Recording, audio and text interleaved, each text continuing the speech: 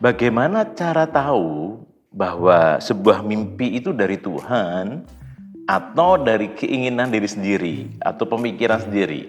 Teman-teman yang terkasih, Tuhan bisa berbicara salah satunya melalui mimpi. Tapi mimpi perlu diuji memang. Apakah itu mimpi yang berasal dari Tuhan atau mimpi yang sekedar bunga tidur? Mungkin karena kita memikirkan secara intens ada hal tertentu sepanjang hari atau sepanjang minggu itu, kemudian itu akhirnya muncul di mimpi. Atau kita mungkin habis lihat film apa, kemudian atau dengar cerita teman atau apa, sehingga itu akhirnya muncul di mimpi kita secara random gitu ya. Makanya kita perlu menguji memang, apakah mimpi itu datang dari Tuhan atau sekedar kayak numpang lewat gitu aja dalam tidur kita. Nah, berdasarkan pengalaman pribadi, seringkali Tuhan juga berbicara kepada saya beberapa kali itu lewat mimpi. Dan saya rasa mimpi yang datang dari Tuhan itu pasti selain mengajarkan nilai-nilai kebenaran, mungkin menggambarkan gambaran situasi saya atau seseorang atau dalam pelayanan atau dalam pekerjaan dan sebagainya, atau orang-orang yang kita pimpin. Seringkali mimpi juga bicara soal awasan atau teguran. Dan mimpi yang datang dari Tuhan itu menurut saya tidak mudah untuk dilupakan. Seperti kuat gitu dalam memori.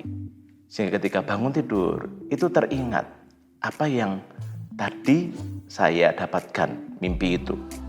Nah, kalau toh itu teguran yang datang dari Tuhan, saya percaya teguran itu akan membawa pada hati yang bertobat atau pada pertobatan. Bukan dakwaan yang membuat saya kemudian jadi jadi kayak merasa bersalah, merasa itu tapi tanpa jalan keluar. Kalau itu datang dari Tuhan, kalau mimpi itu teguran, saya percaya pasti akan menghasilkan yang namanya pertobatan. Nah, itulah gunanya, itulah peran Roh Kudus dalam kehidupan kita. Roh Kudus akan mengajarkan, Roh Kudus akan mengartikan mimpi yang kita tangkap. Saya percaya peran Roh Kudus sebagai penolong yang memimpin kita dalam seluruh kebenaran, yang menyatakan kita akan kebenaran-kebenaran firman Tuhan. Roh Kudus itu yang akan menyatakan, yang akan membantu kita untuk bisa menangkap arti mimpi yang kita dapatkan. Tapi selalu diingat, kita perlu menguji mimpi, patokannya adalah firman Tuhan.